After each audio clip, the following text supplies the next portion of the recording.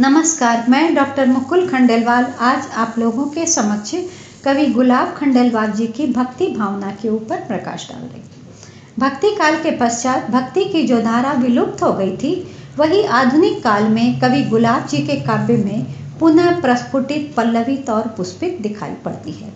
युवावस्था में कवि गुलाब श्रृंगार रस से ओतप्रोत कविताएं करते थे, गजलें कर रहे थे। वहीं अपनी प्रौढ़ावस्था में वे प्रभु की ओर अनायास ही मुड़ चले। हम तो गाकर मुक्त हुए, कितने जीवन कितनी बार नाव सिंधु में छोड़ी, तिलक करे रघुवीर, भक्ति गंगा अंतर सलीला नहीं विराम लिया है, तुझे पाया अपने को खोकर, दिया जग को तुझसे जो पाया, मेरे गीत तुम्हारा स्वर हो, हंसा तो मोती चुगे, हर मोती में सागर लहरें। इन सभी रचनाओं में और भी बहुत सी रचनाएं, मैं सभी का नाम नहीं ले रही हूँ, इन सभी रचनाओं में कवि का अपने आराध्य के प्रति प्रेम देखते ही बनता है। इन सभी काव्यों के एक एक गीत में कवि की भक्ति भावना की इतनी प्रबल अभिव्यक्ति है कि पाठक के हृदय रूपी वीणा के तार झंकृत होने लगते हैं। वह भी अपनी सुध बुध खोकर भक्ति रस में गोते लगाने लगता है। उनके रचित हर गीत में ज्ञान, भक्ति और प्रेम की त्रिवेणी है। यूँ गुलाब जी की प्रथम पुस्तक कविता, जो सन 1941 में प्रकाशित हुई थी, उसके प्रारंभ में कवि ने अपने अंतर हृदय में ईश्वरीय अनुभूति करते हुए बड़े आत्मविश्वास के साथ ये पंक्तियाँ लिखी थी। तुम हो मेरे पास पास प्रिय, फिर क्या डर है, रात अंधेरी मुझे चांदनी से बढ़कर है। सचमुच कवि को अपने आराध्य पर पूरा विश्वास था और उसी विश्वास पर वे निरंतर काव्य साधना में जुटे रहे। प्रभु ने उन पर अपनी कृपा भी सदैव बनाई रखी और वे जीवन के अंतिम क्षण तक काव्य साधना में जुटे रहे। कवि ने यद्यपि लौकिक जगत में अपने संबंधों का निर्वाह किया, परंतु उनका मन सदैव प्रभु चरणों में ही लगा रहा। उन्होंने स्वयं लिखा है, यद्यपि लोक संबंध निभाए, मन तो सदा तुम्हें ही चाहे। कवि मानते हैं कि उन्होंने जीवन में कोई तप नहीं किया, न प्रभु का नाम जपा, परंतु कविता के रूप में उन्होंने अपना सर्वस्व जो उनके पास था उस प्रभु को अर्पित किया। वे बड़े विनीत शब्दों में कहते हैं, कविता में जीवन है सारा, पास न कुछ भी और, तुम्हें मैं पूजूं जिसके द्वारा। कवि काव्य रचना करके उस असीम प्रभु को पाने की कामना करते हैं। वे कहते हैं, गाते गाते तुझको पाऊं, और न कुछ है इस जीवन में जिस पर आश टिकाऊं।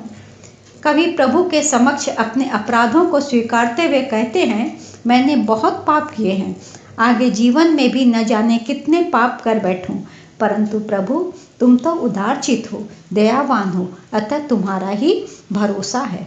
मैं प्रवृत्तिरत, मुझसे अगणित हुए पाप होंगे भी नित, पर प्रतीति है तुम उदारचित, क्षमा करोगे भरता। कवि ने अपने जीवन में जो भी कुछ पाया और जो भी कुछ दिया, लिखा, उसका सारा श्रेय वे प्रभु को ही देते हैं। वे लिखते हैं, दिया जग को तुझसे जो पाया, तेरे ही प्रसाद को मैंने जन जन तक पहुंचाया। इस प्रकार इन गीतों में अत्यंत सरल शब्दों में कवि ने ईश्वर के प्रति अपने प्रगाढ़ प्रेम की अभिव्यक्ति की है। एक बात ध्यातव्य है कि जहाँ भक्तिकालीन कवियों ने, जैसे सूरदास, तुलसीदास, कबीरदास आदि ने अपने काव्य में अतिशयोक्ति तथा अन्य अलंकारों और काव्योक्तियों की जगमगाहट के साथ अपना प्रेम या दैन्य अपने आराध्य के चरणों में निवेदित किया है, वहीं गुलाब जी ने बिना किसी अलंकरण के सीधे सादे शब्दों में अपनी भावनाओं को अभिव्यक्त किया है। कवि को मुक्ति की चाह नहीं है, वे भक्ति को सर्वश्रेष्ठ मानते हैं, अतः जन्म जन्म प्रभु के चरणों में भक्ति की कामना करते हैं कि हे प्रभु, जब जब जन्म लूं तुम्हारी भक्ति करूं। उन्होंने लिखा है, प्रार्थना यही है तुझसे हे मेरे कर्णधार, पाऊं मैं कृपा की दृष्टि यही बार बार, दे तू यही श्रद्धा भरा जीवन, यही भक्ति मुझे, पाक पंख से लिया सदा ही जिसने उबार, छूटे पल न साथ तेरा, राग जब छूटे सभी, मेरे चारों ओर झरे तेरे प्रेम की फुहार। जैसे यह नाव तू संभाले सिंधु में है इसे, वैसे ही सहज में लगा दे सिंधु के भी पार।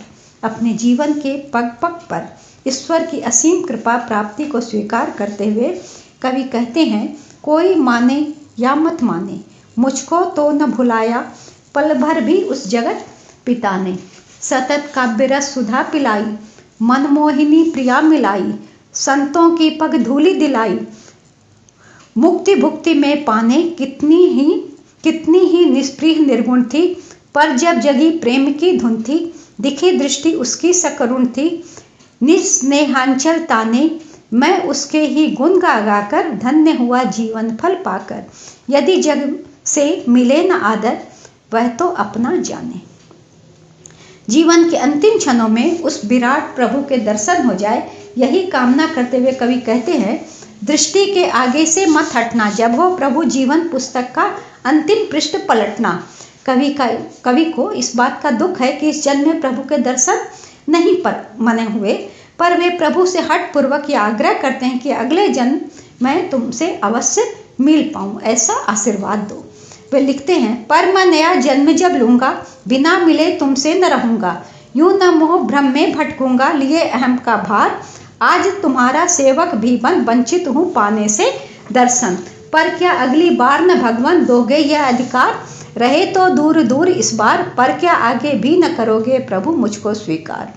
कोई भी सहृदय इन गीतों को पढ़कर भक्ति सागर में गोते खा सकता है। जिस प्रकार रामचरितमानस की रचना कर भक्तिकालीन कवि तुलसी हमारे बीच अमर है, सदैव याद किए जाएंगे और किए जाते हैं, उसी प्रकार इन भक्ति गीतों के जरिए कवि गुलाब जी भी सदैव याद किए जाते रहे हैं और किए जाते रहेंगे। उनके भक्ति गीतों की गूंज भारत ही नहीं विदेशों में भी है। जब जब भक्ति कवियों की चर्चा होगी, उसमें गुलाब जी का नाम बड़े सम्मान व आदर के साथ लिया जाएगा। हिंदी साहित्य के इतिहास में उनका नाम स्वर्णाक्षरों में अंकित होगा। धन्यवाद।